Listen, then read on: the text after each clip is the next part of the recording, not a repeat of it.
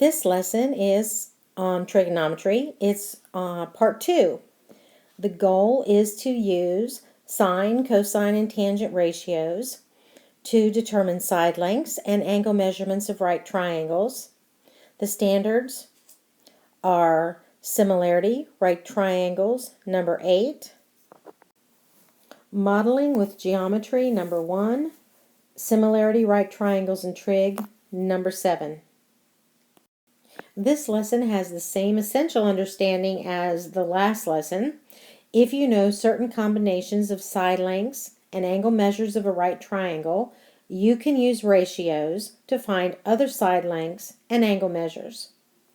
But this time, you're going to be given angle measurements and side measurements, and you're going to have to determine which ratio to use. And sometimes you're even going to have to write a simple equation to solve, but you're also going to learn how to use your sine and cosine buttons on your calculators. Let's get ready to go. Where do you feel like you are on the scale with trig? 1, 2, 3, or 4? Would you write that number at the top of your notes right now, please? And hopefully you'll be better at the end of the lesson. Now the trig ratios are still the same. To find the sine of an angle measurement, or angle measurement A, now we just haven't been putting in any actual numbers for angle measurements. This time we will be. But the sine of an angle measurement equals the opposite leg over the hypotenuse. And the cosine of this same angle measurement, would be the adjacent over the hypotenuse. And the tangent of that angle would be the opposite leg over the adjacent leg. So it's the same trig ratios. We're just going to kind of mix it up a little bit and do some things a little bit different. Remember, here are our trig functions in picture form, just in case you have forgotten. All right, here's a right triangle. It says solve the right triangle. And if you look at the bottom, it wants to know the length of the other two legs plus the measurement of angle D. Well, hopefully you remember from earlier, we have two special right triangles. One is a 45-45-90. The other is a 30-60-90. It's always going to be a 30-60-90. So I know right off the bat that the measure of angle D is going to be 60 degrees because the angle C is 30 and angle E is a right angle. So measurement of angle D is 60 degrees. There's one of my answers already. Now, they give me the length of the hypotenuse.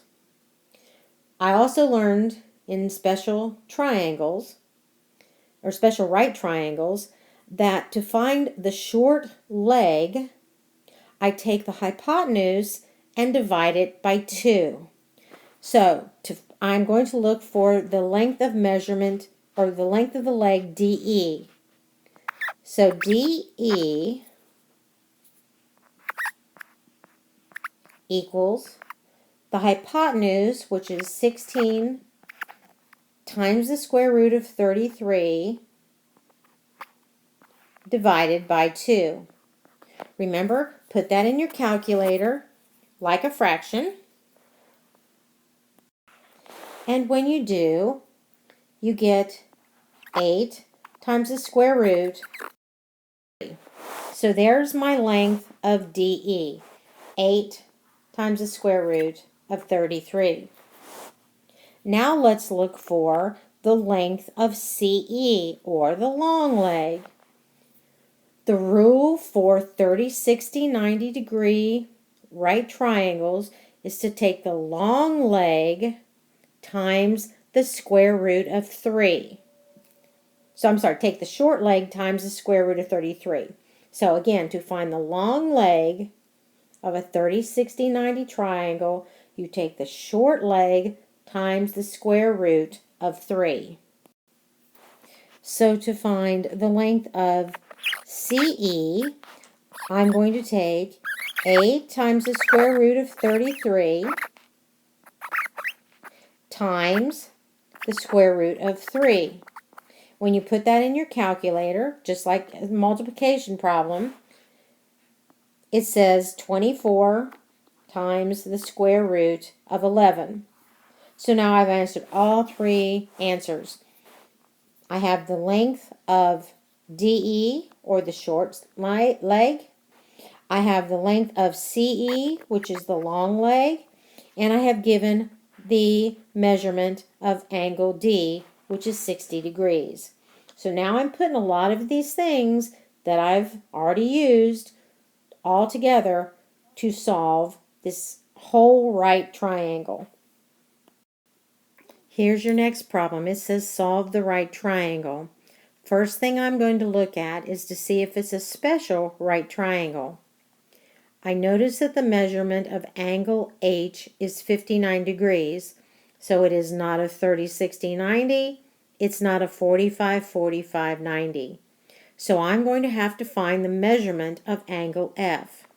And I do that by taking 180 degrees minus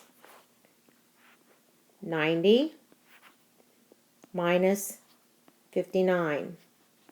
And when I do that, I get 31. So the measurement of angle F is 31 degrees. Okay, that's my first step.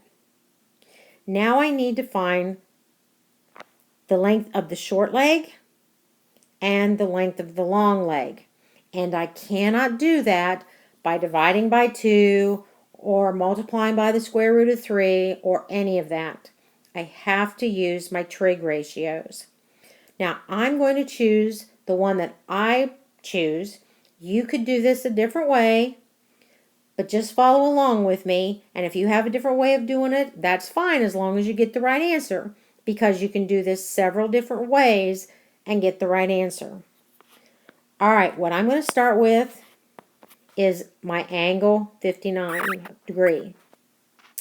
And I'm going to look at the sine of 59 degrees is the opposite over the hypotenuse. Well, I don't know what the opposite is. So I write this out as the sine of 59 degrees, or sine of 59, equals the opposite over the hypotenuse. Okay, it's just a simple equation. Sine of 59 is a number. Don't know what that number is. Doesn't matter. You have a calculator. Now, any other equation, I need to get x all by itself.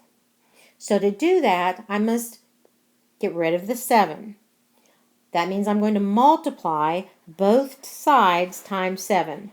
When I do that, I get 7 times the sine of 59 equals x. And you put that in your calculator. There is a button right next to the pi button in the middle, and I'll show you if you cannot find it. There's a sine, a cosine, and a tangent button.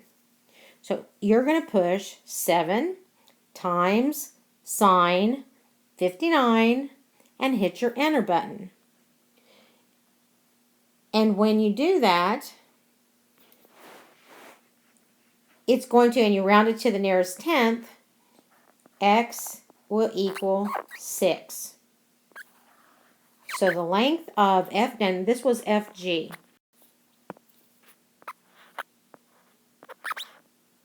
All that was FG. So FG is 6. All right. Now, you could stop right there and you could do 7 squared minus 6 squared and find the short leg. And that's perfectly fine.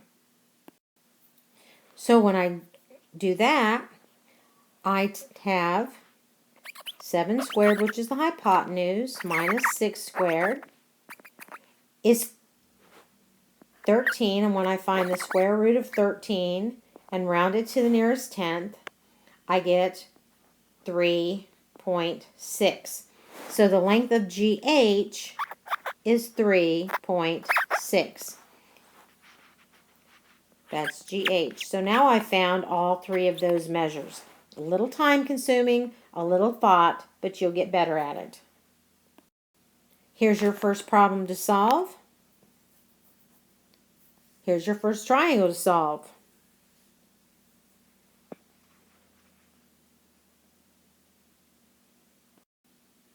Practice 2. Solve this right triangle.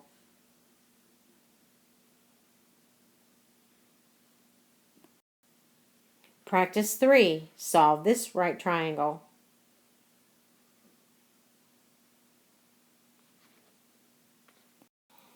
Alright, this one says solve the right triangle. Again, I'm looking at this one, and I notice it is a 30, 60, 90. So the measurement of angle Q is going to be 60 degrees. I have been given the long leg. So to find the short leg, I divide that by the square root of 3. So I take 6 times the square root of 3 and divide it by the square root of 3. When I do that, I get 6. So the length of SQ is 6. Well, to find the hypotenuse, I simply take the short leg times 2. So when I take 6 times 2, I get 12. So the length of QR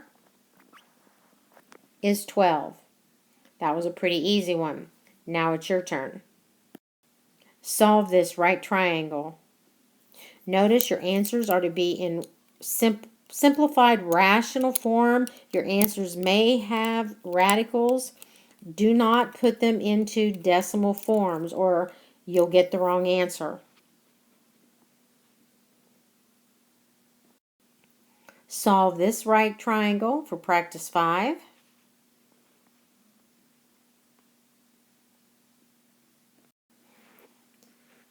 Alright, here's one that says solve the right triangle. I have a leg that is 16 and a hypotenuse that is 16 times the square root of 2.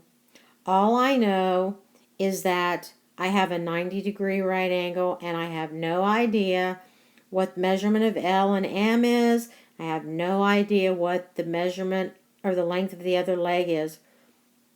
But you know what? I know what it is because I was told in special triangles that in a 45, 45, 90-degree angle, that if you take the length of the leg times the square root of 2, you get the hypotenuse. Well, 16 times the square root of 2 is 16 rad 2. So I know right off the bat, this is a really, really easy problem, that the length of MN is also 16, and that the measurement of angle L is 45 degrees, and the measurement of angle M is also 45 degrees. Pretty simple problem once you start it. And here's your practice 6. Solve the right triangle. But look, it doesn't look like a 45, 45, 90, but what else could it look like? Check and see. Alright, where are you now on the scale? Write this at the bottom of your notes. Hopefully you've moved up. Maybe if you're don't feel too comfortable, you should wait till after you do your lesson on IXL before you write a number. And hopefully after your lesson you're going to feel a whole lot better about knowing how to do trig. And that's it for the lesson. See you later, Gator. Good luck on your lesson.